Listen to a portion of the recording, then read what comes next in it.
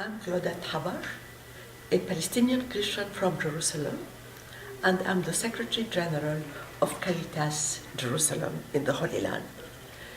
I'm here today in the United States as a member of the Palestinian Presidential Committee for Christian Affairs. We have come with my colleagues because we want to tell our story. We want to tell the story of the Palestinian Christians who live under occupation like their Muslim brothers, but also the fact that we have a presidential committee, a special committee on Christian affairs, says a lot about our Palestinian Authority. They are concerned about our presence and concerned about the continued presence of the Christians in the Holy Land. What is the status of Christians in the Holy Land right now, would you say? Today, in the West Bank, East Jerusalem, and Gaza, we are approximately 52,000 people. That makes us something like 1.2% of the Palestinian population. Yes, we are small in number, and I personally do not like the term Christian minority. I'm no minority. I'm a Palestinian, I'm not a minority. I'm an Arab, I'm not a minority. I belong to the Universal Church. But it is true that we are small in number, but we are present way beyond our numbers. And this is why I personally say the term minority should not apply to us. What historically have been the numbers? Is 52,000 at the low end of your population? Has the population been declining over the years? Very much, and this is one of our concerns, immigration of the Christian community. I must say that also the Muslim Palestinians are emigrating. But since we are small in number, it does affect our presence. Why they leave? The political situation is so unstable. They have lost hope that better days will come. They have lost hope that peace is possible. You know, since 1948, we Palestinian people have been dispossessed, displaced, are all around the world.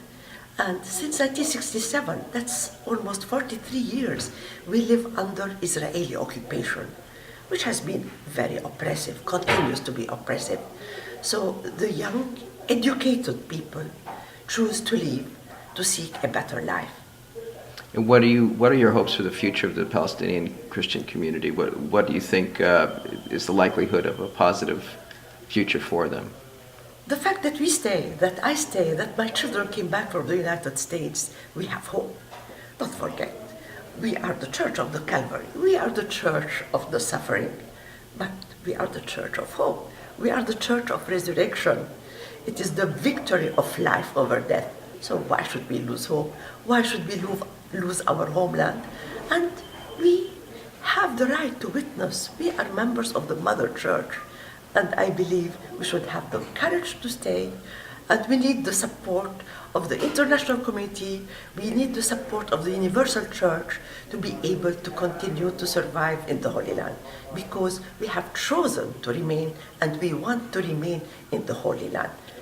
What do you think is the most important thing you can tell the American Catholic community about your mission and about the status of Palestinian Christians? We want you to know that Christians live in the Holy Land. It's not only the holy places. There are the living stones. And we want you to come and visit with us. We want you to come and get to know us. We want you to come and share our life with us. In this way, when you know us, you can help us better. You can accompany us. What do you think the chances are of the peace process improving in the next few years? I want to hope that peace is possible. Unfortunately, history, the years have taught me to be a realist. Peace seems to be very difficult, but possible, and should be possible if there is enough goodwill around the world.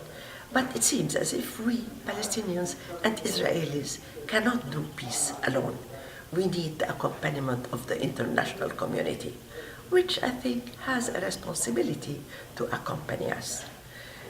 This conflict needs to be resolved as soon as possible, because it is not a conflict that affects only Palestinians and Israelis. It affects the whole region, the Middle East.